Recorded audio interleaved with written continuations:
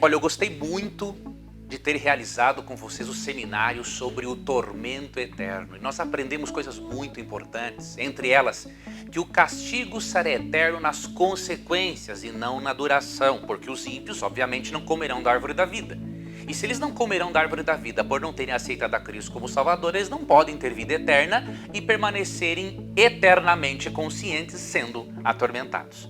Agora, chegaram textos bíblicos, chegaram argumentos, e depois de um tempo em que nós aí damos uma pausa para recebermos esses comentários, agora eu vou começar a gravar uma série de vídeos, 2, 3 no máximo, eu creio que em 2, vamos conseguir responder a todas as perguntas e questionamentos que supostamente demonstram que existe o tormento eterno, tá ok?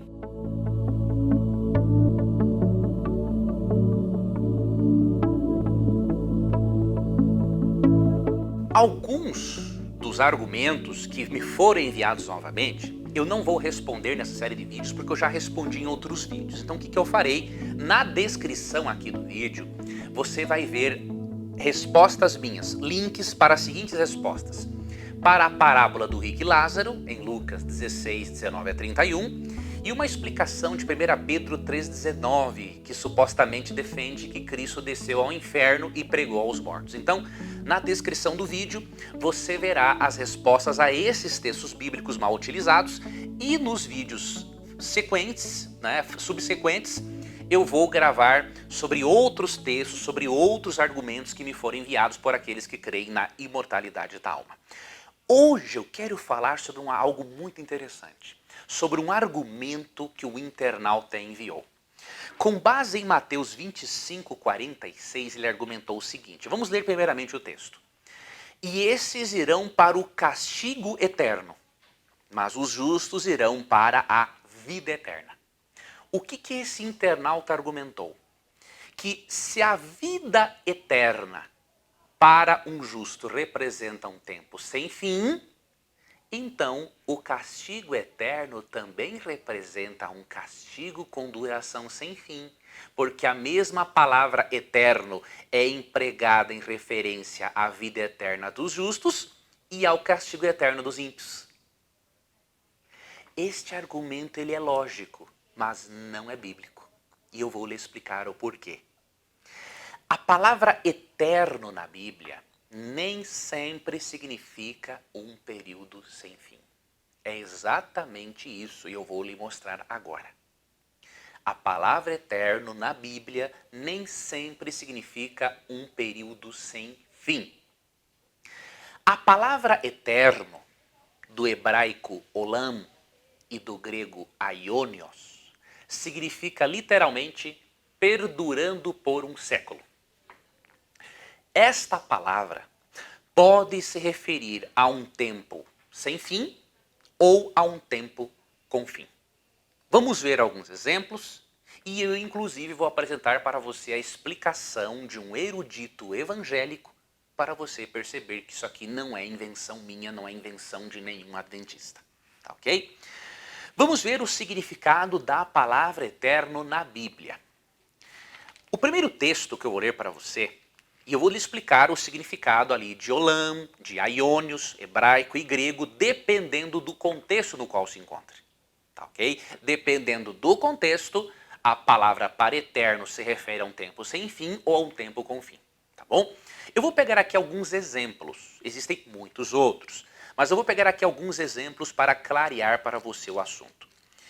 O primeiro texto que eu quero ler com você se encontra em 1 Crônicas, capítulo 28, versículo 4. O Senhor, Deus de Israel, me escolheu de toda a casa de meu pai, para que eternamente fosse o rei sobre Israel. Porque a Judá escolheu por príncipe, e a casa de meu pai na casa de Judá. E entre os filhos de meu pai se agradou de mim para me fazer rei sobre todo Israel. Davi diz aqui que Deus o escolheu para ser rei eternamente sobre Israel. Isso está em 1 Crônicas 28, verso 4. Agora, quando você for ler a Bíblia, no capítulo 29, verso 27, veja o que é dito aqui. O tempo que reinou sobre Israel foi de 40 anos. Em Hebrom, 7 e em Jerusalém, 33. Eu lhe pergunto, qual dos textos tem a razão? 1 Crônicas 28:4, que disse que Davi reinaria eternamente, ou 1 Crônicas 29:27, que disse que ele reinou 40 anos? Os dois textos estão corretos. Sabe por quê? A palavra eterno não significa sempre um tempo sem fim. Neste caso, o eterno, o tempo eterno que Davi reinaria em Israel, se refere a 40 anos. Por quê? Quando a palavra eterno está ligada a um sujeito ou objeto de natureza temporária, a palavra eterno significa, sabe o quê? Eterno enquanto dure. Quando a palavra eterno, hebraico olam ou grego aionios, está ligada a um sujeito ou algo de natureza eterna, aí representa um tempo sem fim. Como Davi era um sujeito, obviamente, mortal e de natureza transitória, o reinado eterno dele equivaleu a 40 anos. E neste caso, o termo eterno significa eterno enquanto dure. Não tem o mesmo significado que na nossa língua ocidental. Por isso que é importante também avaliarmos da perspectiva hebraica. Eu quero ler para você aqui o comentário de um erudito evangélico, o doutor H.G. Mulle, comentando sobre Filemon, verso 15. Veja o que ele escreveu. Você pode ler aí na tela, acompanha comigo essa citação. O adjetivo aionios, eterno, para sempre, tende a marcar a duração enquanto a natureza da matéria o permite. E no uso geral, tem íntima relação com as coisas espirituais. Para sempre, nesse verso, que é Filemon 15, significa permanência de restauração, tanto natural como espiritual. Ligado, porém, a Deus, o termo significa eterno, para sempre. Também ligado à vida que provém de Deus, significa uma vida de duração sem fim. Você percebeu? O erudito explica que quando o adjetivo aionios, que significa eterno, para sempre no grego, está ligado a algo de natureza transitória, ele não significa um período sem fim. Então, por que a vida eterna dos justos será um tempo sem fim e não o castigo dos ímpios será de uma duração sem fim? É por causa do sujeito, do tipo de sujeito que está ligado ao termo eterno. De acordo com 1 João 3,15, o homicida não tem vida eterna permanente em si. E por quê? Porque de acordo com Apocalipse 22:2 e Apocalipse 3, verso 5, a árvore da vida é só para os justos. Como só os justos comerão da árvore da vida por terem aceitado a Jesus, quando a Bíblia fala da vida eterna dos justos, se refere realmente a um tempo sem fim. Porque os justos, ao aceitarem a Jesus, comerão da árvore da vida e terão uma natureza infinita. Pelo fato de os justos terem uma natureza infinita, esta natureza infinita ligada ao termo grego para eterno, que é aionios, ou o hebraico olam, significa realmente um tempo de vida sem fim.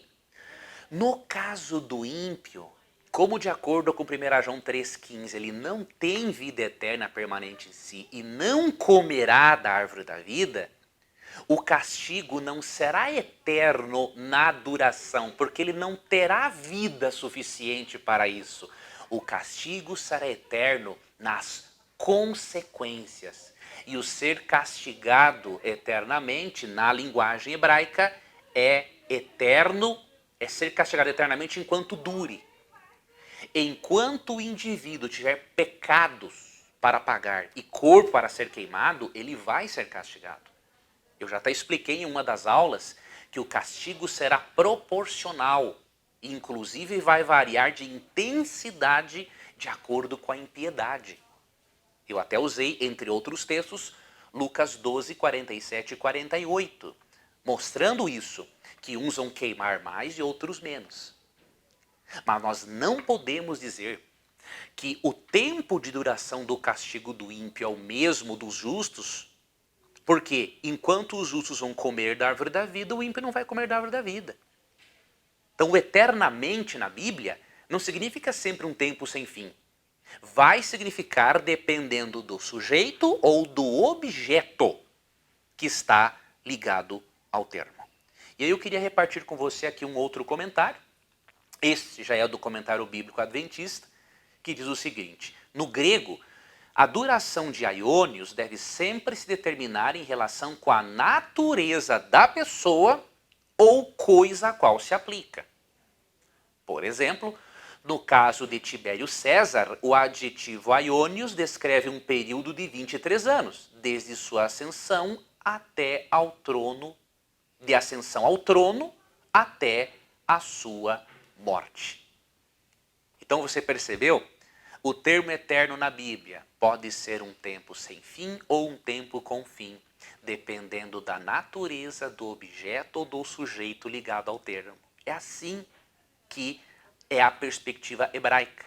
E por isso eu lhe convido, meu irmão, estude a Bíblia com esta mentalidade hebraica e não com a mentalidade grega. E eu tenho mais 2 textos que eu me recordei agora para repartir com você, que vão te clarear mais ainda esse assunto. Esses textos vão lhe ajudar demais. Nós vamos ler Judas 1, 7 e depois 2 Pedro, capítulo 2, versículo 6. Tá bom? Judas 1, 7. Como Sodoma e Gomorra e as cidades circunvizinhas, que havendo-se entregue à prostituição como aqueles, seguindo após outra carne, são postas para exemplo do fogo eterno, sofrendo punição. Aqui diz que a destruição de Sodoma, Gomorra e as cidades circunvizinhas são um exemplo do fogo eterno que Deus usará no dia do juízo final. Vamos entender o que é este fogo eterno? Será que é um castigar para todo sempre ou se refere às consequências eternas do fogo? Vamos deixar que Pedro nos responda. 2 Pedro capítulo 2, verso 6. E reduzindo a cinzas as cidades de Sodoma e Gomorra, ordenou-as à ruína completa, tendo-as posto como exemplo a quantos venham a viver impiamente. Como que foi o fogo eterno que Deus jogou sobre Sodoma e Gomorra?